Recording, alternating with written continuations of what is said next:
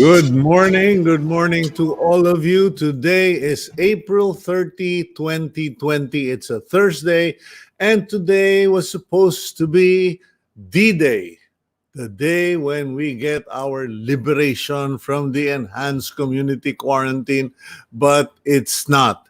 Instead, we have 2 more weeks to go, and things have clearly gotten tougher in many ways because unfortunately, it has been observed that the government was doing such a great job implementing ECQ.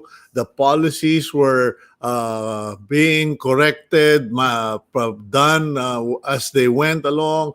The government, as I've always said, was very responsive until the day when some officials lost their patience to the point that even the president had to make threats about declaring, implementing martial law style implementation of the ECQ.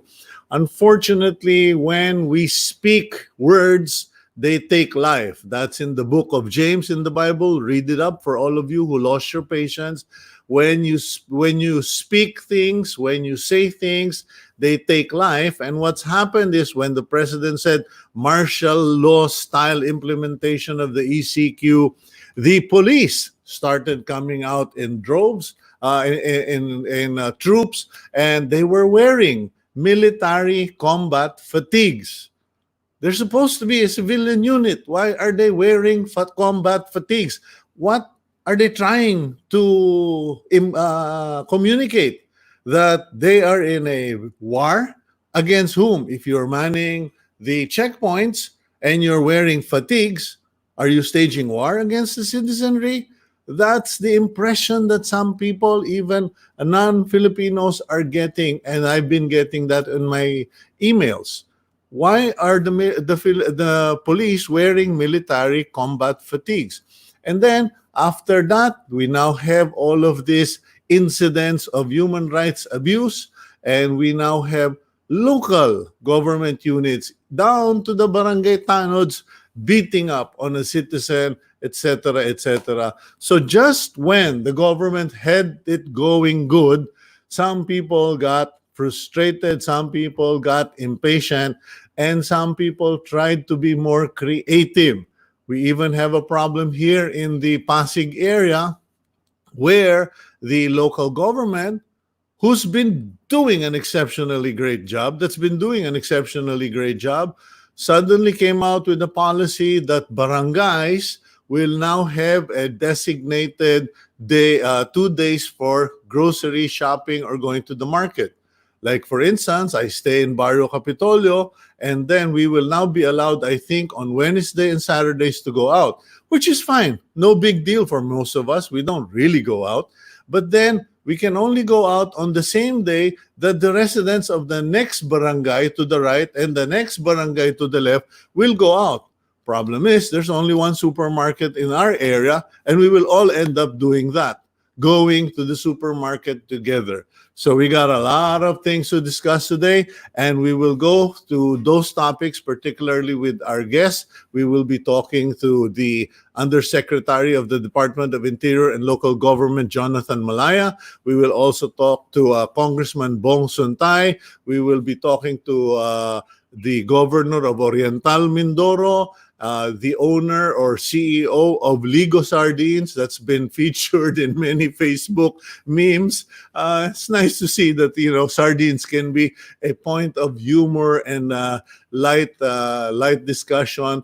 Anyway, let's go to the headlines first. And our headlines for today starts with the Social Welfare Department looking for more sources of funds in order to cover more families in the Social Amelioration Program, or SAP. The SAP is the government's initiative to provide 5,000 to 8,000 pesos cash assistance to low-income families. The agency has previously allotted 200 billion pesos to the program, giving cash assistance to 18 million households. However, not just citizens, but even local government units have appealed to the national government to include more families in the program.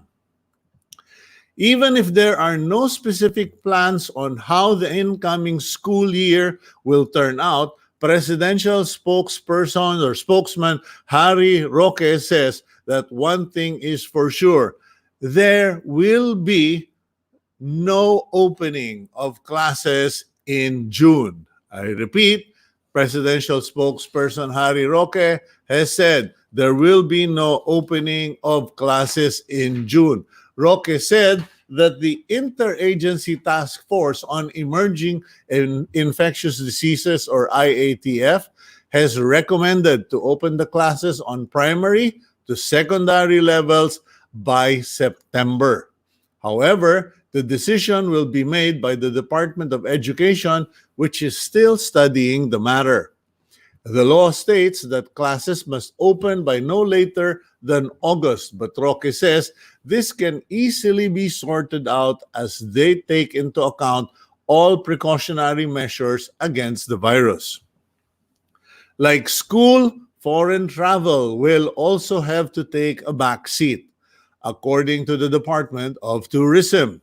Tourism Secretary Bernadette Romulo Puyat said that international travel may only be a dream for this year as her agency crafts the new normal plans for the tourism industry. This new normal scheme includes mandatory sanitation of hotels, providing personal protective equipment for workers, and limiting the guests in restaurants, hotels, or even tourist spots. The tourism department looks to implement these new guidelines until a vaccine for COVID-19 is found. And now, the hottest news on Facebook in the Philippines and in Metro Manila, the Employers Confederation of the Philippines and some lawmakers are up in arms over the general community quarantine rule where those aged 60 and above and 20 and below will not be allowed to go outside their homes. ECOP President Sergio Ortiz Luis Jr. said this might lead to people losing their jobs as companies may not allow their employees who fall in the said age group to work. House lawmakers Rufus Rodriguez of Cagayan de Oro and Ron Salo of Kabayan Party List also tagged the rule as unfair for those who seek to perform their duties, be it in government or private sector. However, another congressman disagrees. Alfredo Garbin Jr. says that the decision is based on science. I would love to have him on the show. The bar exam results are out and a female law graduate of University of Santo Tomas, Legazpi City is number one. May Dayan Azores scored over 91% in her exam. Azores is one of the two UST Legazpi City graduates who made it to the top 10 of the bar exams.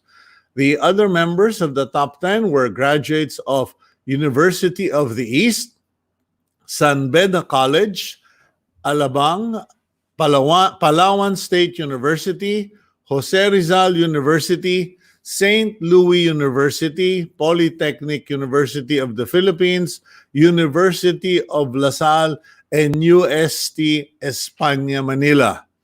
The passing rate for these exams was 27.36% or over 2,100 passing the exam out of 7,600 candidates or takers. Okay, now let's go to our main program where we interview key officials or sources to address the issues that's going around or confronting the public. Let's go to one of our favorite undersecretaries, a guy who's always accessible. We have with us the Undersecretary of the DILG and spokesperson of the agency, Usec, Jonathan Malaya. Magandang umaga, Usec. Magandang umaga din po, Sir Chito, at magandang umaga din po sa lahat ng ating nanonood ngayon. Okay, hindi ko napapahabain, ano. Ewan ko kung nabasa mo itong Philippine Star, kaming mga senior citizen ay malapit ng magrevolusyon. But you know, in all seriousness, Usec Malaya, it is a serious problem. In fact, I got a lot of calls the last 2 days from your colleagues in government. Yung mga chiefs of agencies, bureaus, etc. And I'm not going to edit what they said. Sabi nila, galit yata si Digong sa 60 years and above. Paano namin patatakbuhin ng gobyerno kung hindi naman kami makakalabas? Yeah. Sir Chito, I did not get to see, hindi na dinideliver sa bahay yung aking Philippine Star. Buti ikaw may kopya pa. Oo. But Akala ko nga hindi na nag-iimprenta because it's quarantine, no? yeah, But dito po about this issue about the senior citizens, this was one of the things that were mentioned by spokesman Harry during yeah, his press conference when he made a distinction between the ECQ and the GCQ, and it's really a public health measure that was pushed by the Department of Health. Now, I'm not really going to defend this position, sir, no, because I wasn't really part of that team anyway. And let me assure our viewers that this is still under discussion, and necessary announcements will be made by spokesman Harry today at 12 noon in Malacanang. So, but the members of the IATF, many of them are senior citizens too, so they understand the repercussions of this, no. But just to share to the public what was the reason for this, it's really because it's a public health measure, and because of the vulnerability of the senior citizens to the disease itself, no. As if you look at the demographic, it's mostly the senior citizens who are most vulnerable to this disease. So that was the approach of the Department of Health. However, as you said, sir, the senior citizens are productive members of society. Kaya even during the ECQ, no, kasi we're talking about GCQ, even during the ECQ, pag yung mga senior citizens walang kasama sa bahay, we allow them to go out. No, exactly. yes. Exactly. Good thing you mentioned that because I know at the start of the ECQ, the government said senior citizens stay home. And Mhm. then, hindi naman sa pagmamalaki, isa ako doon sa mga nangulit sa IATF na please consider the fact that some of us don't have other people who can help us to do things. So, and that's why I've been praising the government for as a responsive government because they took that back and they released, in fact, Mon Lopez in particular and Senator Bongo came out with a push for senior citizens not only to be allowed to go to supermarkets, but to be given an express lane Mhm. and given a special accommodation. And that's been working. Pero ngayon parang biglang naging Indian giver. And I'm not debating with you, I'm just discussing with you kasi kailangan ko ring paabot sa'yo dahil ikaw na lang natitirang friendship ko sa gobyerno eh. Uh, That's in not any true. case, That's not true, sir. yeah, well, I'm beginning to feel like that right now. But in any case, yung tungkol sa demographics, please paabot nyo rin from the DILG, paabot nyo rin sa DOH that we've studied the demographics. Number one, statistics, we are pathetic in the Philippines. We are pathetic because our statistics are often 2 years old. Kung demographics naman ang pag-uusapan, I've done the research, and we came to discover that yung sinasabing high mortality or morbidity, whatever, yung kami ay ang pinakadelikado, it is a natural fact already. If they study the actual statistics, anyone 60 and above, yan na yung, while it is our most productive point in life, it is also the point where we start falling off. So kumbaga natural at normal itong pangyayari. Now, yung pinagbabatayan yata ng DOH ay yung 558 deaths. And at the beginning of this event, I remember clearly that many who died, yes, were seniors or elderly because they were the ones who traveled. In fact, isa sa mga namatay, ilan sa mga namatay ay mga kaibigan namin who was working for the government. He died in Paris.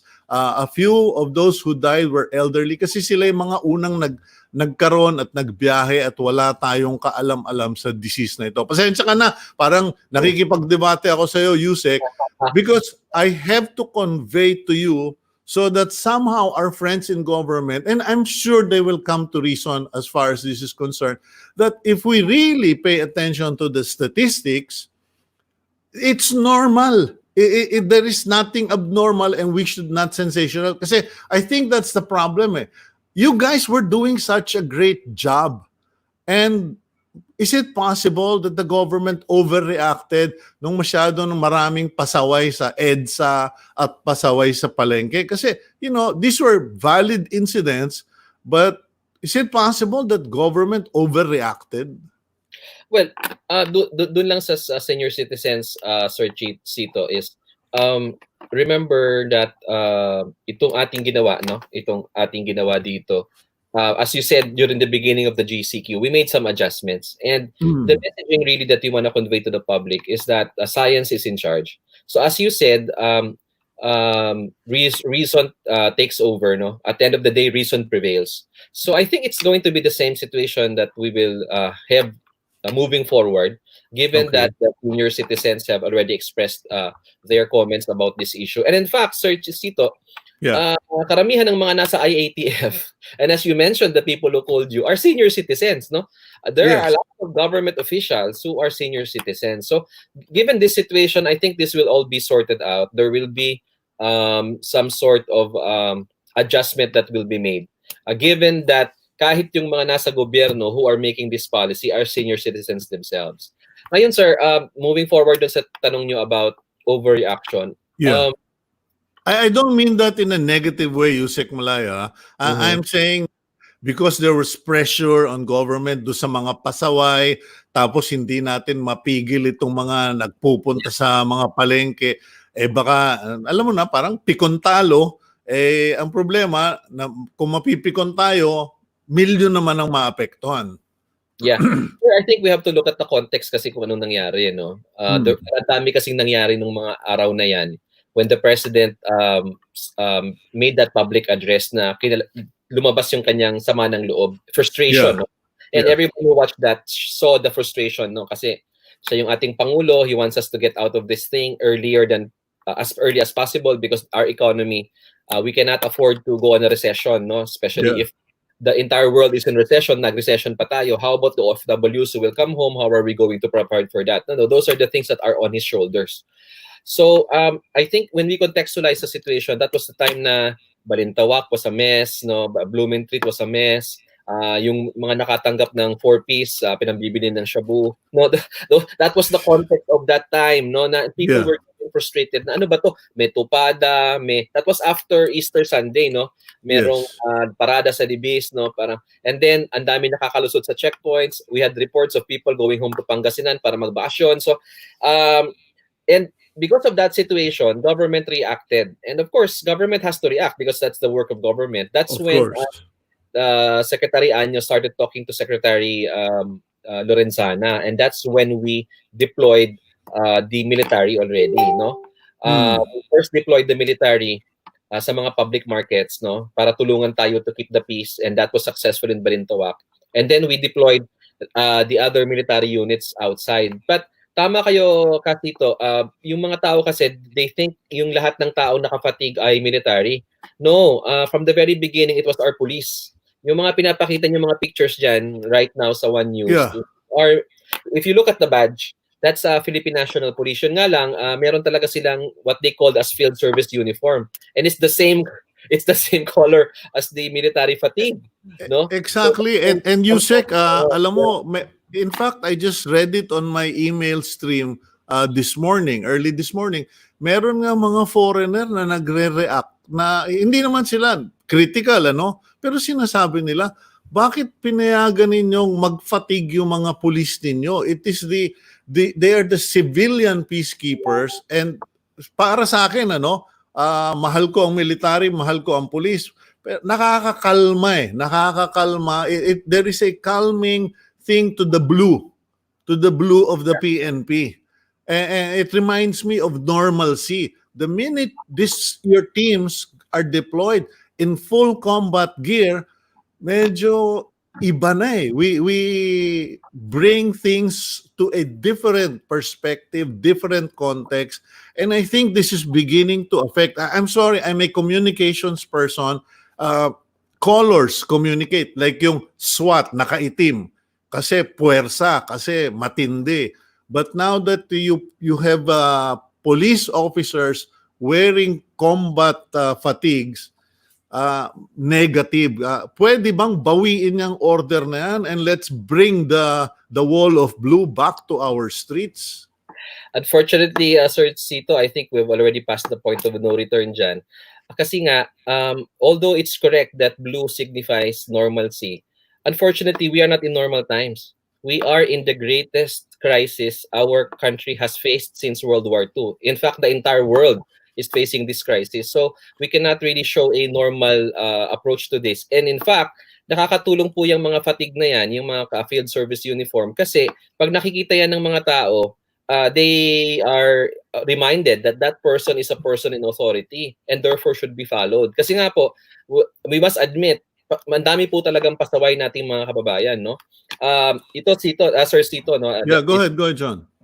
Hindi mo na ako kailangan i-share, bro. Magkakaibigan tayo. Oh. The things that our police deal on a day-to-day basis, sa EDSA pa lang, no? Oh. People will put do not stop or do not delay food pass, food delivery. Yun pala, gagala lang, no? Yeah. Gagala lang, no? And there was a time in EDSA parang normal. We saw this in Las Piñas, in Parañaque. So I think we have to contextualize how government reacted. And the government reacted that way because kung hindi po tayo susunod sa mga alituntunin ng ECQ, then we will not be able, we wouldn't have seen the numbers we are seeing right now. Our case doubling time is getting longer. Usec, I'm not contesting that, Usec, okay? I'm not contesting that we are living in abnormal times. My point, and I think the point of some of our viewers also, is we may be living in abnormal times. We do not have to add to the abnormality. There is no question the government, particularly the PNP, has been doing their job well, and we are happy that they are making arrest on EDSA. Hello, kung pwede lang, sasama ako sa panghuhuli at panghaharang dahil nakakapikon. I have a PCOO pass. I can wander all over the Philippines, but I choose to stay at home because at the end of the day, I don't want people to say, kaming mga media inaabuso namin. In fact, you may notice many of us are still reporting from home, which makes our job twice as hard. But in any case, yun lang ang point ko, no? I don't want our friends in the DILG or the PNP to think that we are challenging or questioning their service and their dedication. Hello, ilan na ang namatay sa PNP natin? 5 na yata. Ilang daan na ang contaminated. So it is no small sacrifice on their part. Parang ang hinihingi lang, siguro, and I don't believe, I'm sorry, John, no? I don't believe we are past the point because all it takes is the chief PNP to say, guys, okay, magsuot na lang tayo ng PPE o kaya let's put the uniform back because you're not the military. We want our police back. We want the images of our police back. Hindi yung para tayong nasa gera. Nakikipaglaban tayo, but I think it's the mental thing na nagkakahirapan na ngayon sa haba ng ECQ. Let's try to give people hope na hindi na sila nakapatig, naka-blue na sila or something. Maybe it sounds petty, Usec Malaya, that's just a point. But anyway, continue dun sa mga pinag-uusapan natin. Yung tungkol sa senior citizen, hindi kasalanan ng DILG yan. Yun ay pinush ng DOH kasi naniniwala sila based on science na delikado talaga sa mga matatanda at bata. Pero spokesperson Harry Roque might have something to say about that today or tomorrow. That's right. And I'm sure, Sir Cito, that reason will prevail. No, okay. And as I said, the people who are doing policy are mostly senior citizens anyway. So I'm sure nakarating na po sa kanila yung kanyang concern na ganyan. Okay, ito namang tungkol sa clustering ng mga barangay. Kasi natatandaan ko kayo, and ayoko mag-aaway kayo ni Biko Naging estudyante ko si Biko sa Children's Church. Pagtatanggol ko yan. But in any case, no, ito namang clustering ng mga barangay. Kasi we just got a notice that here in Pasig, kinlaster yung mga barangay. And I think it's happening in other places where certain barangays were assigned to certain days of the week and yun lang yung 2 araw na makakalabas yung mga tao para mamalengke o mag-supermarket or pumunta sa whatever. Ngayon, tumawag sa akin yung isang kasama ko sa Bible study. Actually, we were on Zoom yesterday doing our afternoon prayers. And he said, Kuyang, ginawa yan dito sa Subic eh. Nag-cluster din sa Olongapo. Pagkatapos, ang nangyari, nagkumpulan na naman ng mga tao, so they had to essentially stop it. I remember early this week, meron kayong sinabi na no policies are going to be implemented unless it's course through the DILG. Paano ba ito? Kasi kayo rin, si Usec Densing din na nagsabi na wala nang mga oras-oras sa mga palengke. Ito may cluster naman. Kasi Sir Sito, kasi yung basis kasi niyan is the IATF resolution from the very beginning na during an ECQ ay kailangan makontrol natin yung mga tao, but we should allow them to go to the market to buy food. But we have to devise some system wherein isang tao lang ang pwedeng lumabas, no? Okay, agree. And in the exercise of a local autonomy, we allowed the LGUs to devise their own schemes. Kasi nga, if the LGUs that are closest to the people, they know the needs of their constituents best, they know local conditions, and it would not be good for the DILG to pronounce a national statement about these things na hindi naman ma-implement sa baba because we are not knowledgeable about local conditions. So, hinayaan po natin yung mga LGUs to make their own policies in that regard. Kaya nagkaroon ng mga kanya-kanyang curfew, no? But eventually, nagkaroon ng uniformity na 8 o'clock to 5 o'clock. And then some LGUs started issuing quarantine passes. You know, quarantine pass is not a policy of the national government. It's a policy of the local governments. And so nagkaroon ng ganyan. They issued, and in Pasig eventually, nung una ayaw na mag-issue ng quarantine pass, eventually they issued yung permit, ang tawag nila permit to go out of residence. So meron ng ganung pang policy. Now, pag ganun kasi, Sir Sito, we don't want to trample anymore on issues like that kasi lokal yan eh. Pag sila, ang position namin is mas alam nyo yung sitwasyon ninyo dahil may mga malalaking bayan, maliit na bayan, malaking palengke, maliit na palengke. It would not be good for the DILG to make policy on that. Okay, pero pag nagkumpulan na naman yan, that's when the DILG will step in, or do we report it somewhere? Yes, pag nagkumpulan, before naman kasi makarating sa amin yan, nakakarating ka agad si Mayor yan eh. So it's really the Mayor, I think, that we should work this out. Ang ginagawa lang namin, we get that feedback, we give it to the Mayor through our city director or local government operations officer na assigned ng DILG sa LGU na yon, and then they work as some kind of arrangement. Ganun po ang usually ginagawa namin.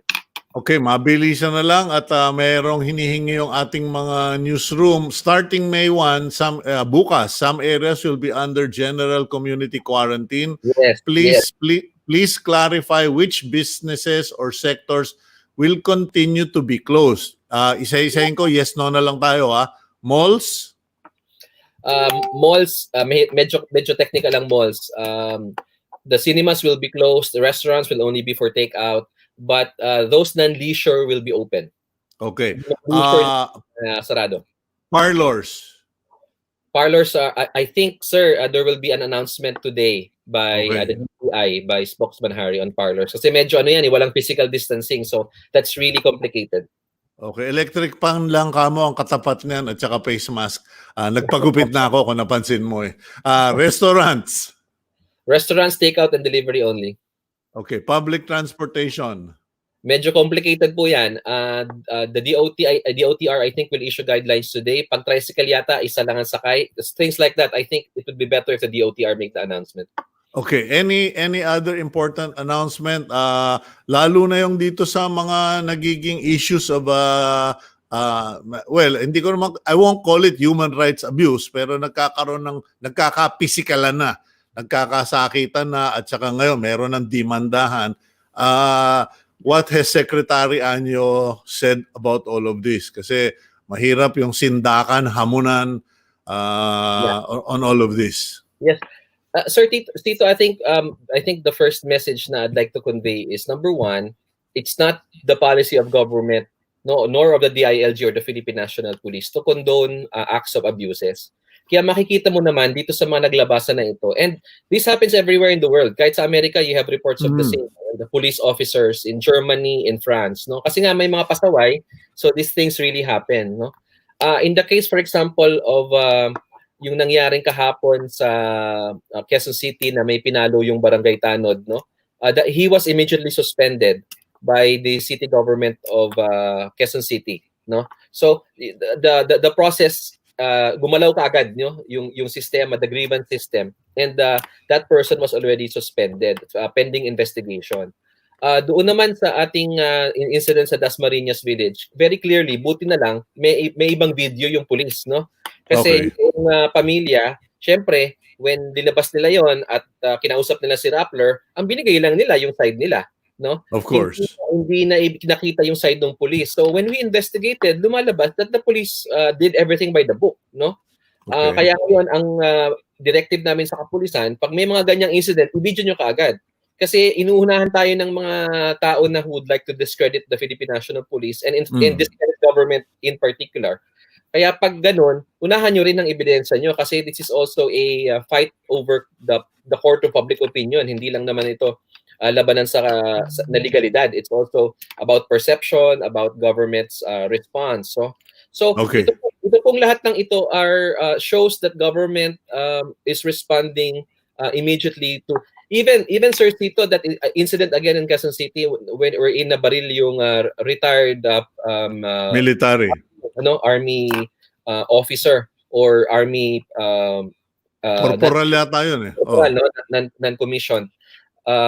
Immediately after the investigation, homicide charges were filed by the Philippine National Police against the policeman na who killed that individual. So ganun po, we are reacting, no? Yeah. Again, it is not the policy of government, but when an abuse or a certain incident happens, we immediately investigate and we do the right thing. Maraming salamat Usec Jonathan Malaya, and pakiusap lang, no. Ibalik mo na yung mga blue boys ko kasi nami-miss ko. Ayoko nakakita na naka-combat fatigue, and it is a widespread sentiment. Anyway, you stay strong, you stay safe, you stay healthy, and please give our our warmest regards to Secretary Anyo. God bless all of you in the DILG. Same to you, sir, and mabuhay po kayo. Okay.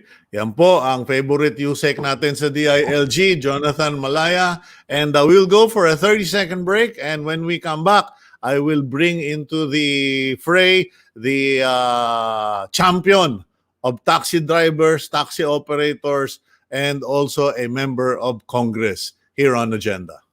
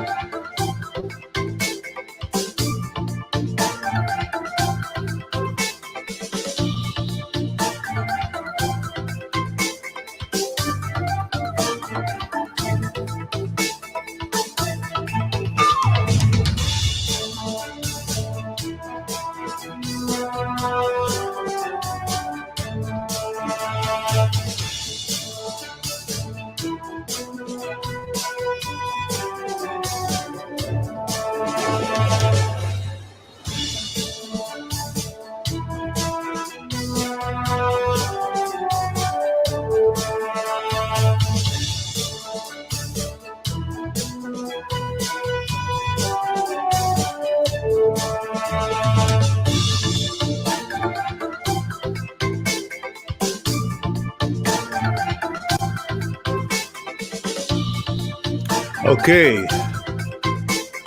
You're back here on Agenda and Cito Beltran, and you are watching us via Signal TV, channels 8 and 250, and on the Facebook Live of One News PH.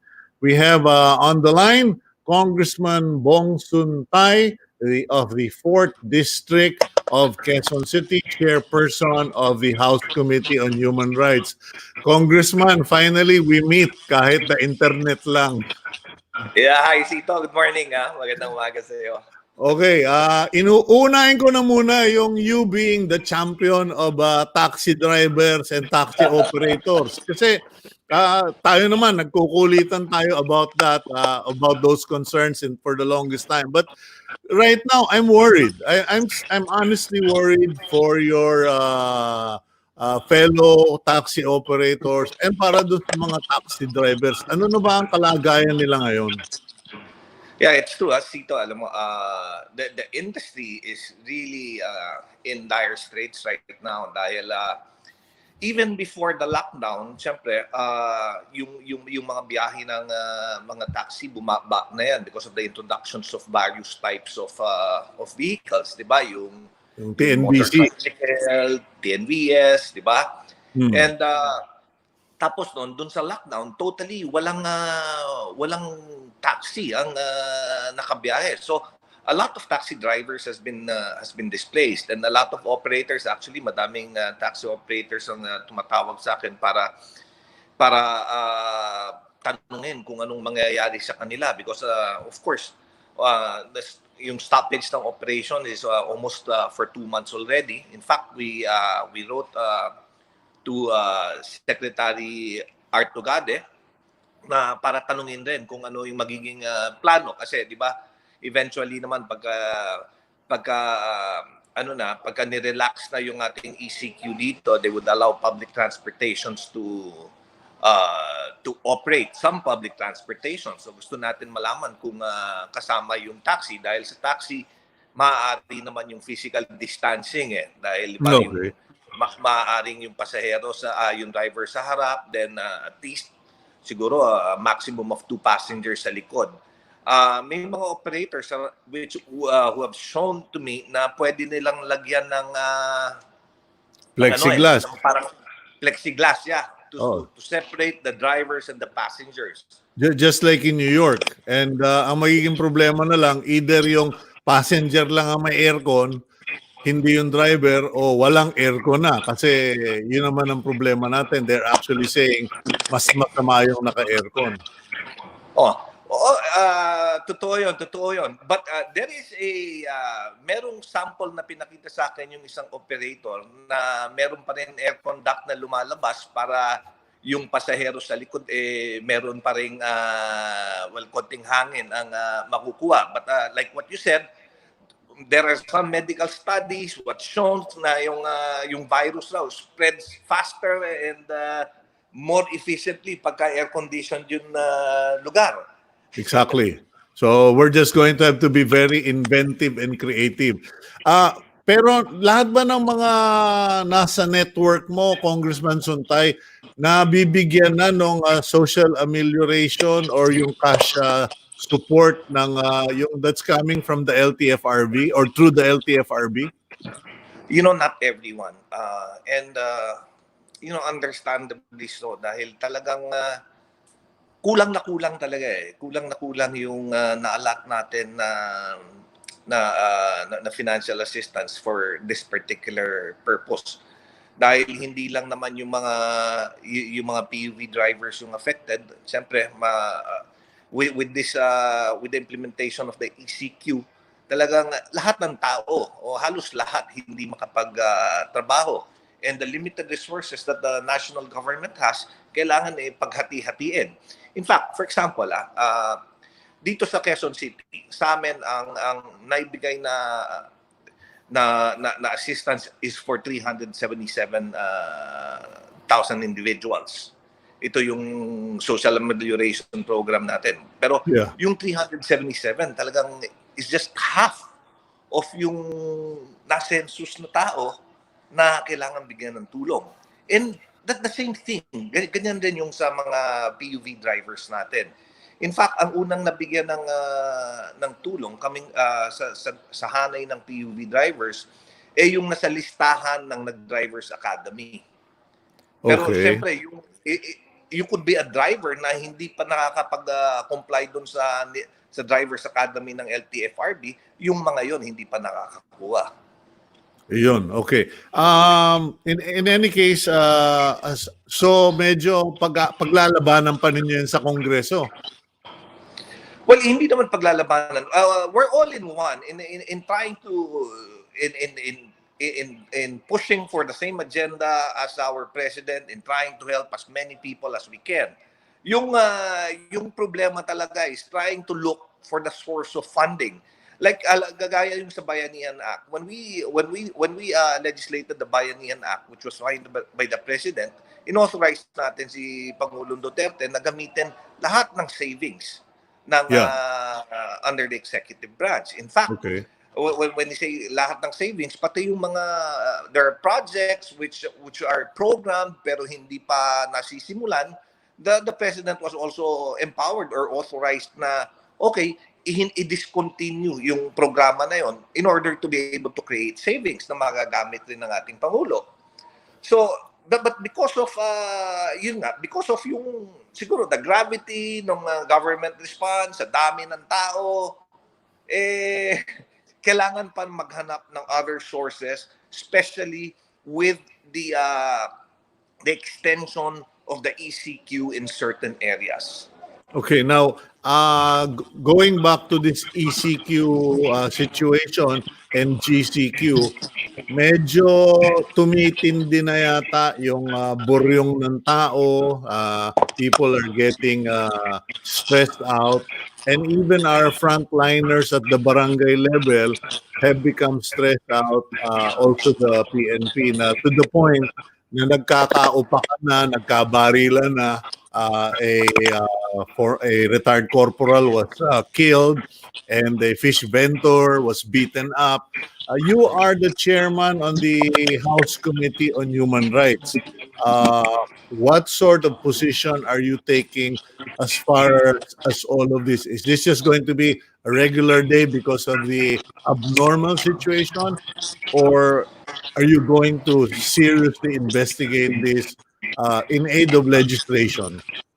Well, we are seriously going to investigate it. Alam mo Sito, in fact, the other day we just had a Zoom conference kasama si Secretary Anyo, si General Eliazar, at si Secretary Galvez, because I'm part of the Peace and Order Cluster, and nag-present nga ako ng situationer, ng human rights situationer dito sa panahon ng ECQ. And of course, I reminded yung ating mga iba't ibang ahensya that the government, as duty bearers to respect, protect, and fulfill its human rights obligation, even in a state of national emergency. So alam mo, hindi porket may national emergency, ibig sabihin hindi na natin respetuhin o ano muna, naka-standby muna yung respect for human rights. In fact, it is at this point that a balancing act should be done by the different government agency. Yung balansehin yung responsibilidad nila na i-implement ng mabuti, ng maayos yung mandando ng presidente to maintain yung ECQ, yung social distancing, and at the same time kung paano nila rerespetuhan naman yung karapatan ng mga tao, as you mentioned, because it's more than almost 2 months already, a lot of people are becoming restless, lalong-lalo na in our depressed areas. Dahil, in some depressed areas, it's almost impossible na magkaroon ng social distancing. Meron tayo dito, may mga lugar tayo, alam mo, yung in a 12 square meter na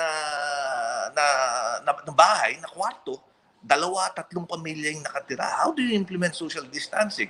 And now, because it's already summer, umiinit sa loob ng bahay. Yes. So, a lot of people would go out of their homes. So, it's really difficult now, and people are getting restless. And kailangan pa ito, you couple it with yung restlessness nila na hindi sila makaikot, because naturally, humans are social animals. We're used to going out. We're not used to being stuck in a room and doing nothing, di ba?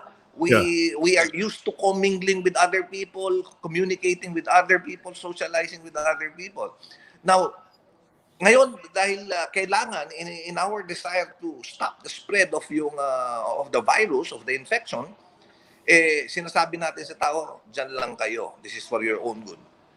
And nicely, thankfully, madaming taong sumusunod. But some are getting restless, especially because nagkakaroon din ng other needs. You know, if you cannot go out of your house, hindi ka makapagtrabaho. Pag hindi ka nakapagtrabaho, wala kang pambili ng pagkain, pambili ng gamot, diba? Pambili ng diaper, pambili ng gatas. These are all problems. While alam natin, di ba, may ang sinabi ni Pangulo, o mga barangay, gamitin nyo yung development fund nyo, gamitin nyo yung calamity fund nyo para bigyan ng ayuda yung tao, pakainin nyo. Sinabi rin sa LGUs, gamitin nyo yung development fund, gamitin nyo yung emergency funds na meron kayo, yung calamity funds, in order na pambili ng grocery. But now, alam mo, ako araw-araw ko bumababa because I help in my district, I help the people. Nagpo-provide din ako ng not only grocery packs but fresh fish dahil madami sa kanila. Sawang-sawa na raw sa Sardines eh. Amoy dilata na raw eh sa mga barangay sa Pilipinas eh. And you know, the problem now is nagkakaroon na rin ng shortage ng mga dilata. Because all the LGU has the same response. Nagkaroon na nga ng meme sa Facebook. Ang in-order daw ni Presidente 5,000, ang dumating 5,000. Okay, in any case, but to be serious, Congressman, ano ang naging resolution of this peace and order cluster? Kasi I just spoke with Usec Jonathan Malaya, and I was imploring him and Secretary Anyo, can we please have some sense of normalcy in the abnormal? Katulad yung naka-combat fatigue yung mga pulis natin na hindi naman sila military. And then also a constant reminder, also a hotline for people to be able to call kung napapansin nilang medyo sumusobra na ang paghihigpit sa kanilang lugar. Well, totoo yan. In fact, napag-usapan rin namin is how to de-stress the situation. Because everyone is stressed out.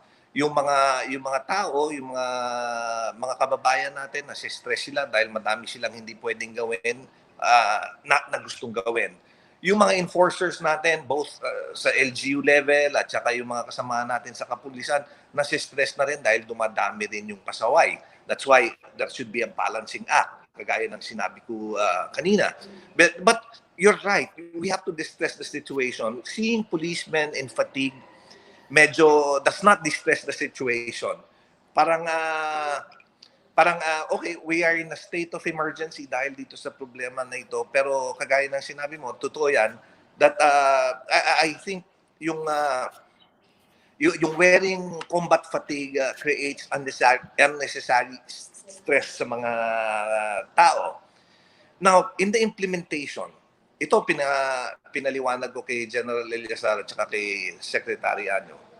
While our uniformed personnel has the responsibility to enforce, to implement yung mandando na ibinabasa kanila ng ating Pangulo, ng IATF, they are first and foremost peacekeeper. And initially, if they can try to help, yun dapat ang unang gawin. Subukan munang tumulong. Hindi naman, sabi ko, hindi nila obligasyon yung arestuhin kaagad yung violators because these are simple violations. For example, pagka nakakita ng tao naglalakad sa kalsada walang mask, there are city ordinances that says that people should wear masks. Now, kung kaya naman tulungan, pagsabihan muna, bigyan ng mask kung merong mask yung kapulisan, yun muna dapat yung gawin. Hindi yung arestuhin kaagad o daling kaagad sa barangay o sa presinto yung tao. Problemahin pa natin yung mga yan. But you know, in fairness, may nakita akong checkpoint na lumabas sa Facebook. Nasita nila, they saw this guy not wearing a face mask. The police officer actually simply gave the guy face mask. True. That's true. Okay, And so that is the perfect example of what our uniformed personnel at the different ages, yung mga people tasked to execute yung mandado ng ating pangulo. That's what they should okay. first do. I'll have to leave it at that, Congressman Bong Suntay. Alam ko magpapakain ka pa nung cane corso mo dyan sa likuran, yung mga aso mo. So, please take care of yourself, take care of your constituents. God bless you, and please stay strong, stay safe, stay healthy. Thank you very much, Tito.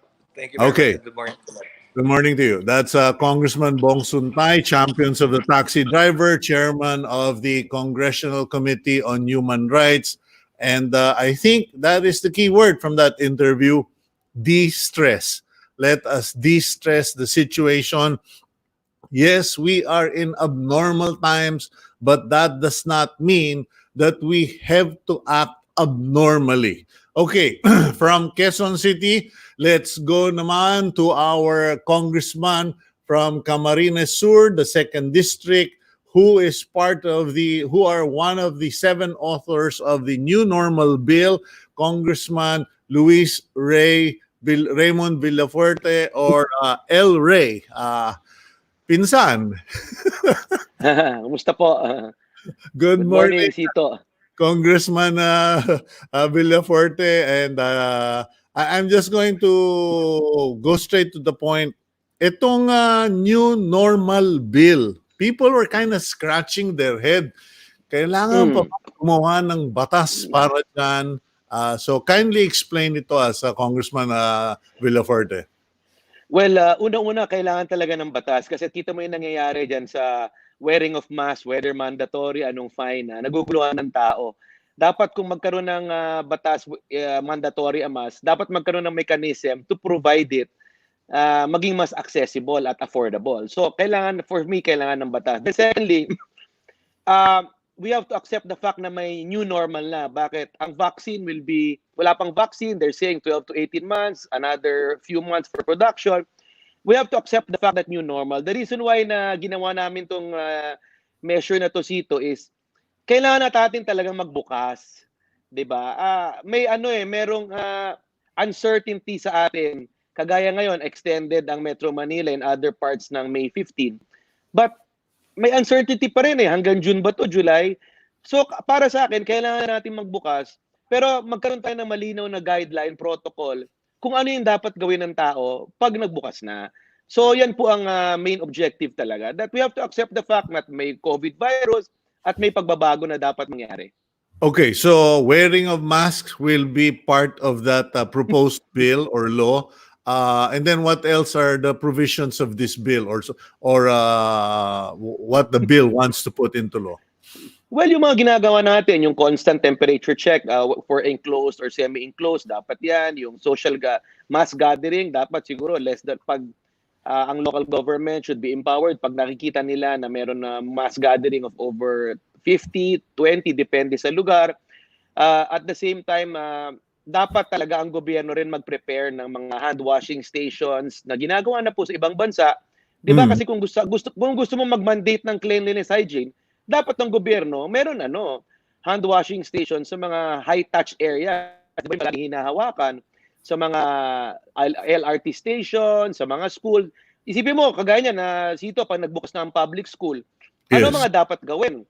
Kung 1,000 ang papasok dyan, ang nakalagay dun sa batas, dapat magkaroon ng staggered school days. Meaning, hindi dapat sabay-sabay papasok ng alas 7, 1,000. Dapat siguro, 100 muna ng 6:30, another 107. Kumbaga may staggered school time, school days. Tapos dapat mismo ang eskwelahan equipped na sa temperature check. Ngayon, pag private companies naman, like construction, ini-encourage natin kung medyo medium or large scale na magkaroon na ng on-site na tirahan na sila, shelter and quarantine area para hindi na sila umuwi. Parang ganung bagay ba na ginagawa sa ibang bansa. Tapos siguro institutionalize na natin yung ginagawa natin ngayon na yung teleconferencing na kung pwede naman sa bahay na lang ang kumpanya magpatrabaho, i-allow na institutionalize na. Kasi ngayon walang option talagang work from home. Pero pag nagbukas, dapat gawing option sa empleyado na work from home yung kailangan. yung hindi naman Who yung pwede. who would best define that, Congressman? Kasi I think people support everything you've said, no? In fact, maski na si DepEd Secretary Leonor Briones was on the show, and she said that from textbooks we now have to go to tablets, and the students need to get tablets. And noon pa natin pinag-uusapan to eh. I think 5 years ago, 6 years ago, pinag-uusapan na natin na other countries are doing it. What about funding and making individual laws for this? Katulad yung tablets, kailangan niya ng batas because merong budget allocation yan. And then yung mandatory dormitories for job sites. Kasi dito, kabila lang nitong bakod na ito, there are 8 workers who have been stranded here since March 16 at wala, nabubuhay na lang sila sa tulong ng mga kapitbahay. So, how are you going to go about that? Who's going to determine who puts up work from home? How many workers must you have to require you to have dormitories, and meron ba tayong pagkukunan ng pera so that we can slowly shift at least 50% of our student population online? Napakaganda ng mga tanong mo. Una-una talagang ang 2021 budget sito dapat COVID-related or new normal related. Yung sabi mong institutionalization of digital education, 6 na taon ko nang pinutulak yan. May panukala na hindi tumatakbo sa Kongreso. Na isipin mo kung ginawa yung noon pa yon sa public schools, meron na. Sa Camarines Sur, proud kami, meron kami na may libreng internet, tablet education, na pwede nilang iuwi yung tablet, na bumili kami 20,000 na tablet. So dapat gawin na yan ngayon kasi whether may COVID or not, that is keeping at pace modern technology. But ngayon COVID mas kailangan. Then pangalawa sito, yung e-governance. Dapat less physical contact na sa gobyerno. Gusto mo magbayad ng buwis, mag-apply ng mayor's permit, magbayad ng documentary tax, or simply magtanong lang kung anong guideline. Di ba ngayon, gusto mo magtanong, paano ba ako apply ng business permit? Dapat local government o national government, na talaga, digital na, yung tinatawag na less physical contact, which is the new normal. But Congressman, naisip ko lang to ngayon, while you were saying all of this, kasi itong mga ginagawa natin na yun, parang it has taken the form of a suggestion or enhancement. Pwede bang gumawa kayo ng batas na wala nang pila, wala nang pupunta doon sa mga government offices, everything has to be online, or at least, kasi katulad yung paperless culture, pinag-usapan namin yan. I was part of a World Bank and DTI team discussing paperless. And parang suggestion. Sabi ko, all of this will remain suggestion until you make it a policy and a rule. So, katulad yan, ang ganda nung sinasabi mong bawasan yung pila, can you make a law that will basically pinpoint what government offices bawal ang mga pila-pila and physical contact? Again, meron rin akong batas na 5 taon ko nang tinutulak yung e-governance. E-governance alam mo yung e-governance talaga, yan talagang dapat, alam mo hindi lang COVID ang matutulungan, mababawasan ng korupsyon sito. Bakit? Pag hindi na sila pumupila, hindi na sila less physical contact, human to human contact, wala lang, mababawasan ng korupsyon. So yan po, 3 bagay po ang gusto namin dito sa new normal. Number 1, yung national ID kailangan i-roll out na. Bakit? Pag may national ID tayo, mas makakatransact tayo sa gobyerno, mas mabilis. Kasi at least yung national ID accepted, may security feature. Then pangalawa, dapat yung broadband sa buong Pilipinas, national, ayusin na yan. Dahil kung gusto mo mag-digital education, kung gusto mo mag-e-governance, kailangan maganda infrastructure backbone natin. Then pangatlo, yung yung tinatawag na financial inclusion, isa pa yan. Kasi kung meron kang dalawang yan, kasi alam mo ngayon, there are 1,440 municipalities. Pero more than 600 walang bangko. 'Di ba? Kailangan pumunta ka pa sa sentro para may bangko. So, na naman 'yan? Physical contact. Ngayon, sa ibang bansa, may tinatawag ng financial inclusion. Ako, meron akong bill na naman, yung bangko sa baryo. Meron ka lang POS, pwede ka na mag-deposit, withdraw. So isipin mo kung meron kang national ID at meron kang bangko sa baryo, yung social amelioration, wala nang problema. Bibigyan mo lang sila ng cash card, withdraw agad, deposit agad. So yung mga bagay na nakalagay po dun sa new normal bill na dapat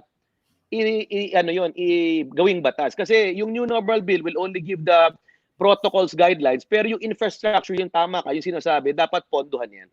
Okay, yung mga sinabi mong e-governance, yung broadband, national broadband telecom, yung mga ID, national ID, etc. Lahat ba yan nasama na isali ba yan dyan sa new normal o iba pa yung new normal? Nilagay namin doon sa new normal bill yan, pero tama ka, kailangan ng separate batas yung financial inclusion saka yung digital education. Okay, kasi alam mo Okay, does it help that the Speaker of the House is one of the Magnificent Seven? Ang balita ko kasi 7 kayong congressman na gumawa niyang new normal bill na yan. Does it help that the Speaker is the principal author? And do you think Malacanang will readily stand behind this? Kasi ikaw na mismo nagsabi, 6 na taon mo nang pinaglalaban niyang tablet, 5 taon mo nang pinaglalaban niyang e-commerce, pati yung national broadband, pinatutulog lang sa Kongreso. Makakatulong po kasi hindi lang si Speaker, pati Majority Leader Romualdez na siya ang magdidirect ng committee hearings and deliberation. Pero ang good news ito, 170 na po ang gusto mag-co-author as of today. So 177 na. So kung tutuusin mo, majority na. But kailangan rin talaga magkaroon ng hearing kasi ang maganda kasi nung lumabas to sa balita, marami na rin na nagsasuggest. So at least palagay ko, hindi naman kami ang pinakamagaling. Nag-set lang kami ng parameters and guideline. I'm sure kada industriya magsasuggest, kahit media. Siguro gusto na yung marinig. Ano ba ang new normal ng media? Ito na yung new normal. Marami na ako naiimbita, marami na nag-guest sa show ko kasi puro na tayo online. So, yung mga ganyan bagay ba, di ba? Pero dito sa media, hindi mo rin maiwasan yung mga magkakamera sa mga nangyayari. So, yun, kailangan magmaskara sila. Kailangan yung the company should provide the right safety and hygiene requirements sa mga empleyado na tinatawag na frontliner, di ba? Okay. Well, I think you've said so much already, Congressman El Rey. At sana po patuloy tayong mag-uusap in the coming days because we really want for people to hear yung mga ginagawa ng mga congressman katulad ninyo at mga gobernador nasa malayong lugar. Puro na lang Metro Manila. Pasikatin naman natin yung mga nasa probinsya. Ikaw naman sikat ka na, matagal ka na sikat. So, thank you very much. Siguro bilang kadagdagan na lang, meron kami kinakraft ngayon yung COVID-19 unemployment reduction economic stimulus o tinatawag na cures. Kasi alam mo, bagsak ang ekonomiya ng buong mundo, pati Pilipinas. So ang sunod na dapat pag-usapan, pagbukas, paano natin mabibigyan ng trabaho, hanap buhay ang ating kababayan. So okay. Palagay ko If your staff can send me a copy of the draft, mabasa ko lang at sigurado I can dedicate at least half an hour to that in the coming weeks. Maraming salamat. Thank you, Sito. God bless. God bless. Stay healthy. Okay. Stay strong, stay safe, stay healthy, Congressman El Rey Villafuerte, and God bless all of your constituents there in Camarines Sur. Okay. Thank you. Thank you. Okay, yan po si Congressman El Rey Villafuerte, and we will now go for a 1-minute gap, I think a minute, and then we will go to our next interview and we'll see.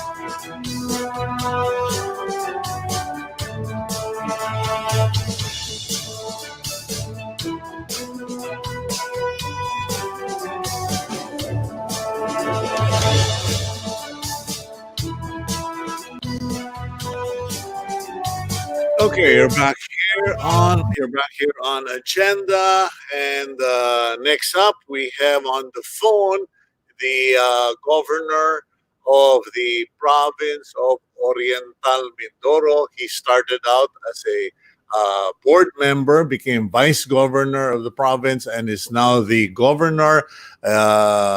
Young-looking governor at that, Humerlito Bonz Dolor. Governor Dolor, good morning po. Yes, good morning po. Good morning po sa ating mga kababayan. Kamusta naman po kayo dyan sa Oriental Mindoro? Nasasakupan ninyo, di po ba, including Puerto Galera, if I'm not mistaken? Yes po, Puerto Galera is part of Oriental Mindoro. Mabuti naman po, kasalukuyan po ng Oriental Mindoro ay naghahanda para sa paglilip ng ECQ going to CCQ starting tomorrow. At sa kasalukuyan po, we are going to have our meeting with all the health officers, our DILG field officers, and the linya ng barangay in order to prepare a one province, one approach in our implementation of the GCQ. Okay, Governor Bonz, ano ang mga businesses na magbubukas? I'm sure marami kayong mga kababayan dyan na excited. Baka medyo akalain nila na lahat bukas. Mabuti liwanagin natin what are the businesses that will open under the GCQ. Yes, sir. Oriental Mindoro kasi is basically an agricultural province. So, ang 100% totally open starting tomorrow is the agri sector, and we are looking at the figure for rice field, our vegetable gardens, our fishery sector. It's around 100,000 people. But ginagawa po namin starting yesterday yung guidelines how to deal with them. Hindi kasi pwedeng lahatan. So it's much while it's 100% open, CCQ naman po, operating naman po yung agricultural sector, but still, we are imposing certain requirements para hindi magsabay-sabay. No? Hello? Okay. I think we had a technical problem there as expected because of certain problems with the phones. We'll have to check on that. We'll reconnect with Governor Bonz Dolor from the province of Oriental Mindoro, and I'm particularly interested how they're going to handle the situation because they have relied quite heavily on tourism as well. I mean, of course, they are agricultural based, but they have relied on tourism for some time. Now, earlier, while we're trying to reconnect to our guest, earlier I showed you the headlines and I'll show it to you again. Okay, seniors up in arms over quarantine areas. Okay, that's the Philippine Star headline.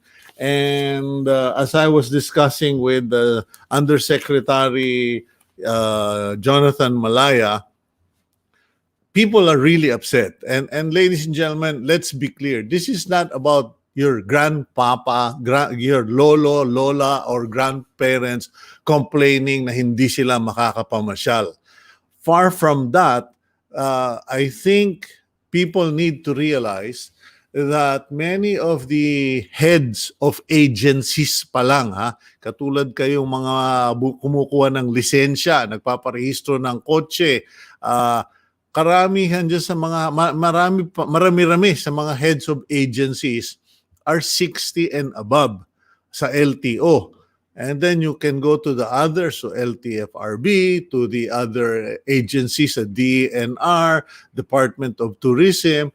Many of the key positions in the agency level or above are handled by by people who are 60 years old and above.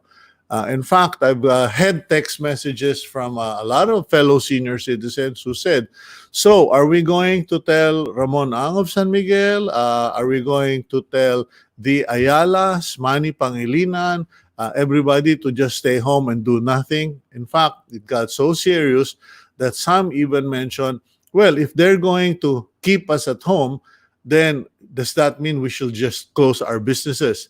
And when they do that, I think we're going to have a bigger problem. We are expecting and hoping that we will get feedback from that this morning. Okay, we have Governor Humerlito Dolor, Bonz Dolor of Oriental Mindoro. Governor. Yes, sir. As I was saying, construction business is going to be open. However, we must exercise certain precautions because it's starting May 4, we're starting the construction business. Tomorrow, we are going to meet all the accredited contractors of DPWH, DA, and NIA, and of course, the local government, in order to discuss the implementation guidelines set forth by the DPWH. Because under the IATF rules, it's DPWH that will set up rules. However, the local government of Oriental Mindoro is also preparing our detailed implementation guidelines for the opening of the construction business, of the construction industry. The third sector or industry that's going to open is barber shops, salons. Those which are related to beauty and grooming. However, they're also going to implement certain restrictions and certain health protocols in order to make sure that there will be no transmission, possible transmission of coronavirus, even in the salons that will open starting tomorrow. But as you were saying a while ago, yeah, it's really hurting on our industry and our tourism industry sector. Puerto Galera particularly is relying too much on tourism. Favorite ko pa naman yan, Governor Bonz. Favorite ko yung Puerto Galera kasi simpleng-simple buhay dyan at maganda yung mga tourist, yung mga beach spots ninyo. So, for the time being, medyo wait and see muna tayo dyan. Yes po. As a matter of fact, talaga pong close yung border namin. So, walang foreigners or local tourists who can come. However, meron pa po kami around foreign tourists who opted to stay in Puerto Galera. So they're staying here na nandun sa iba't ibang mga resorts na nananatili. Ayaw nila bumalik sa kanilang mga bansa. Nananatiling nandito sila kasi inabot na po sila ng lockdown. So yun na lang po yung kinikiter namin. But more than 300 tourists na yung na palabas namin na tulungan namin by at least makarating ng airport para sa kanilang mga departure flights to the country. Okay. Maliliit na po yung tirang industry sa Oriental Mindoro. So, hindi po katulad sa Manila. Wala po kaming BPOs, wala po kaming manufacturing ng electronics, wala din po kami na manufacturing tulad sa Manila ng mga iba't ibang goods. So, basically po, agriculture and infrastructure mag-open na industry tomorrow. Okay, well, thank you very much, Governor Bonz, and antabayanan namin yan. We will continue to monitor, and please feel free to get in touch with us if there are new developments in the province of Oriental Mindoro, at lagi po kaming handang tumulong. Thank you, and please stay safe, stay strong, stay healthy, and God bless you, Governor. Okay, that's good news from Oriental Mindoro. They are going to go from ECQ to GCQ. They will open up agriculture, fisheries, essential services. Ang hindi lang po bukas ay ang tourism. Now, let's go to our next interview. We have Greg Tung. He is the president of Canned Sardines Association of the Philippines, Ligo Philippines CEO and President. Ang bayani ng bayan, ang mga magsasardinas. Mr. Tung, good morning to you, sir. Okay, we are having audio problems. I don't know if there's just a delay. Can we try that again, Mr. Tung?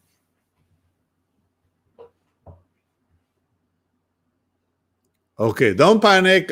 Maybe your microphone is just on mute, but it's interesting. I'm curious what Mr. Tung and his associates have to say, kasi Bagamat sila talaga ang bayani ng bayan ngayon. Sila yung staple, sila yung main dish sa hapagkainan ng mga maraming tumatanggap ng mga food packs. Sila na rin ang nagiging palabiruan. It's become a point of jokes, sardines.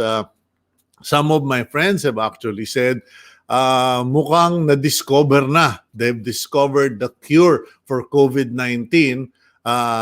Sardinas lang pala. And then there's another meme of President Duterte, hitting his head and saying, ang hiningi ko 5,000, ang dumating 5,000. And Ligo and other sardines brands have become the part of the conversation, whether humorously or part of the nutritional issues. Sardines and canned sardines have become part of the conversation, and I'm curious to find out, baka kasi maubos na ang ano bang isda yung hinuhuli sa dagat para sa sardinas. I know some are mackerel.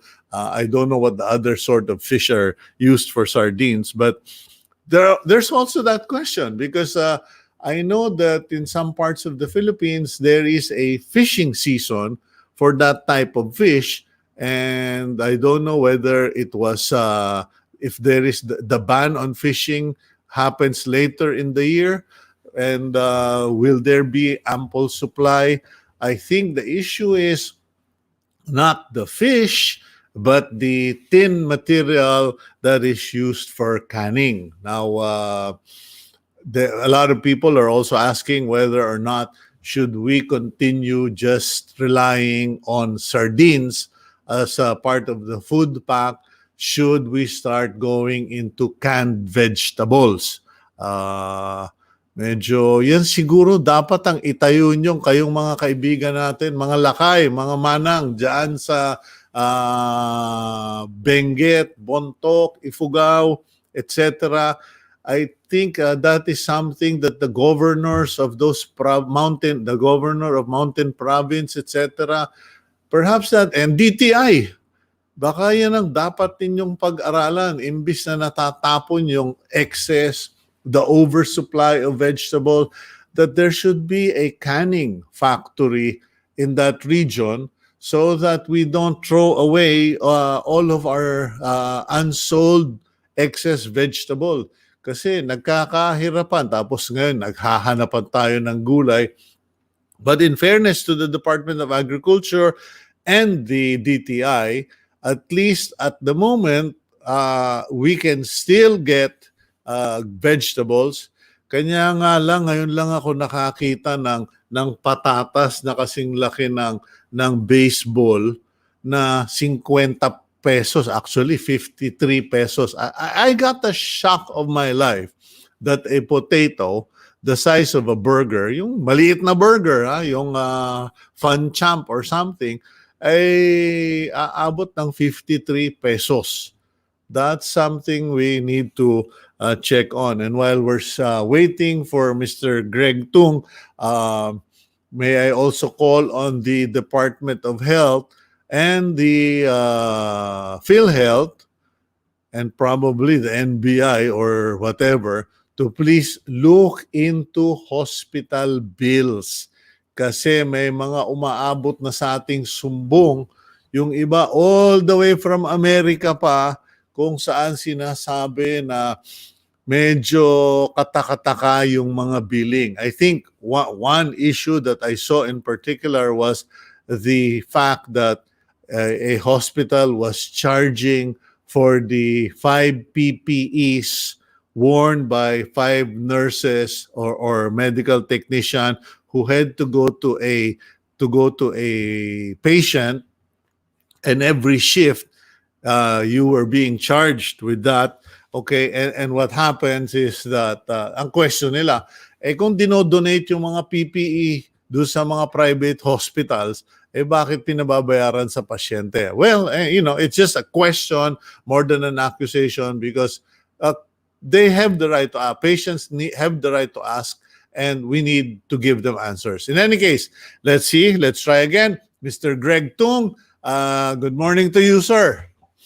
Good morning, Sito. Can you hear me? Yes, sir. Loud and clear, and you look great. Oh. Sana yan na lang ang set ko. Napaka-light and napaka-cheerful ng setup mo dyan. Thank you. Okay, in any case, talking about sardines, ano ang reaction ninyo dyan sa Ligo and dyan sa Canned Sardines Association that you are celebrated in a funny way, in an appreciative way, na kayo yung tigasalba ng bayan?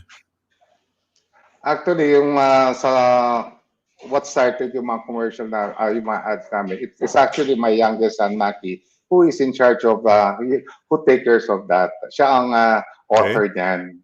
Yes. Okay. Now, what is the situation as far as the Canned Sardines Association is concerned? Because I have people asking me certain questions. Number one, do we have ample supply? Kasi if you heard our earlier interview, in some places nagkakaubusan na ng sardinas because the demand is so great. I don't know, is the manufacturing capacity there? Are you capable of meeting the demand? First of all, nung in-impose tong ECQ, kakatapos lang nung fish ban namin. Every year, we have a fish ban that starts from December and ends February. And nagkataon, itong problema natin sa COVID-19 started yung lockdown March. And that was about the same time, we were already halos depleted na ang inventory namin. So we were already preparing to build up our inventory for this season.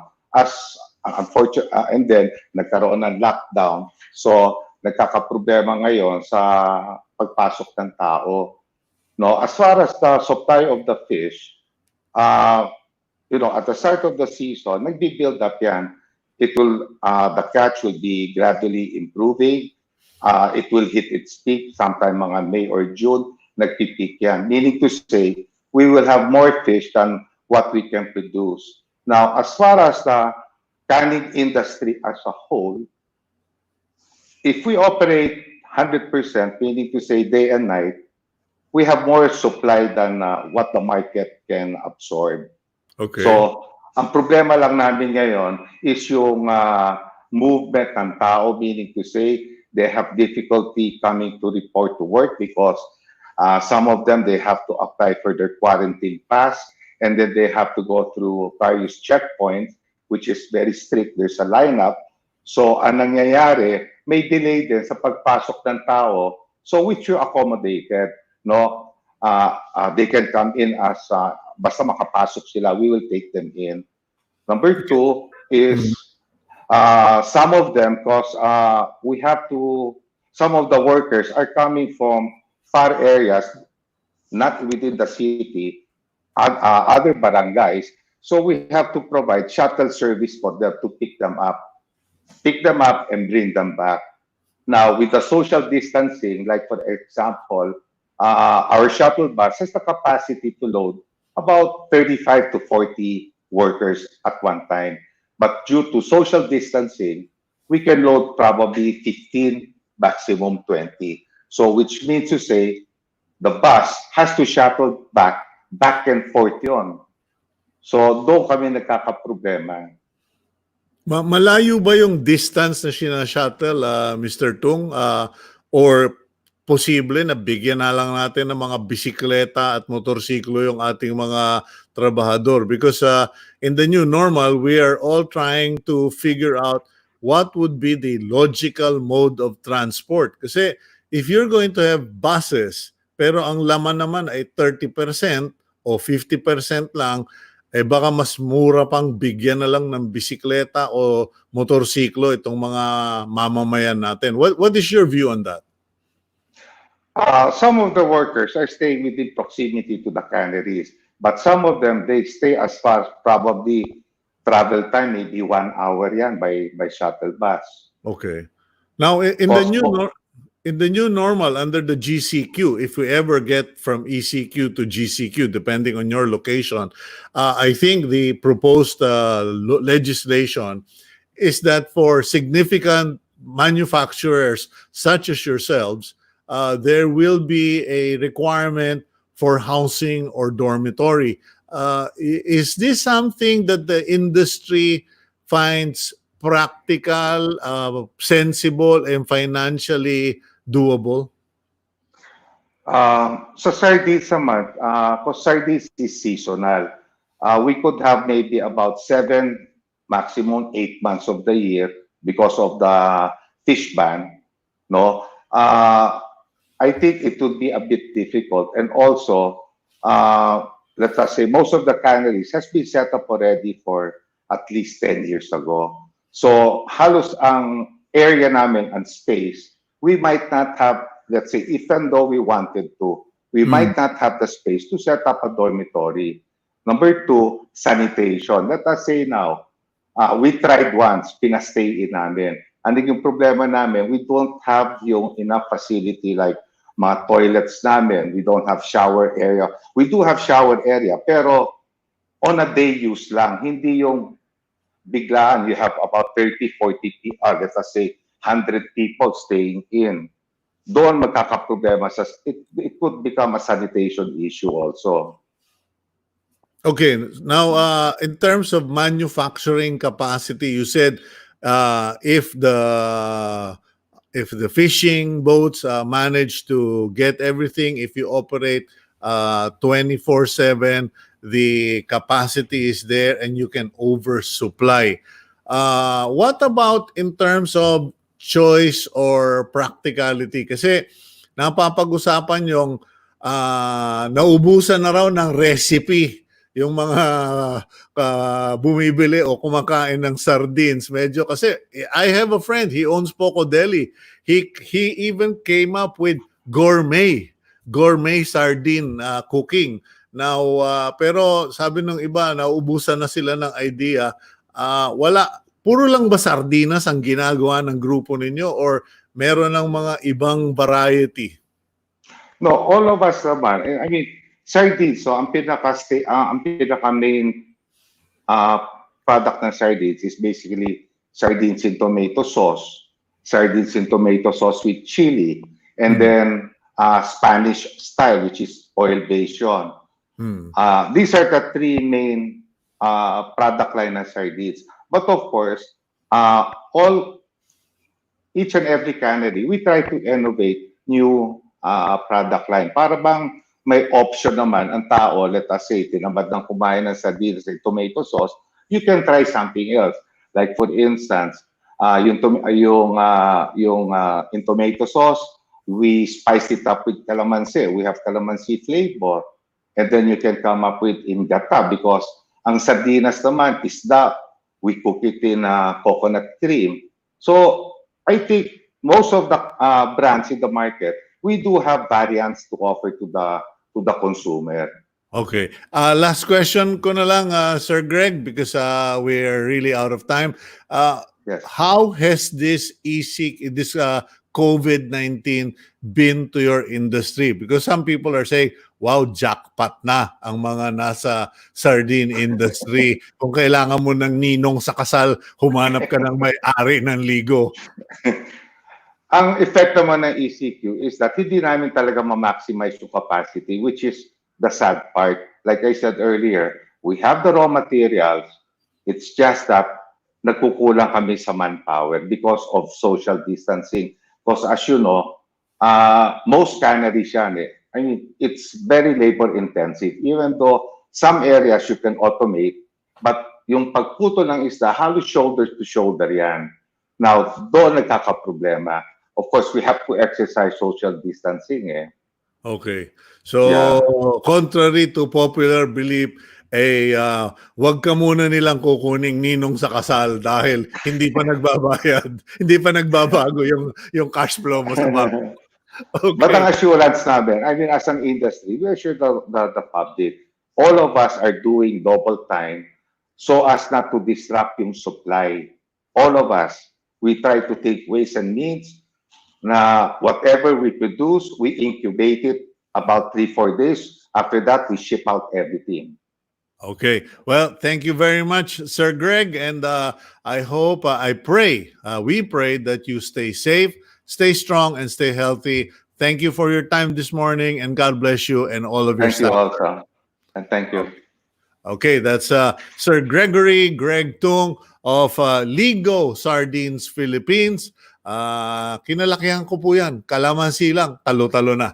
In any case, that's our show for the day. I thank you for joining us, and we thank the good Lord above, God Almighty, na maganda naman yung connections natin today. Maraming salamat sa PLDT Fiber and Smart. And we thank everyone who watched us today. Please stay safe, stay strong, stay healthy, and God bless all of you.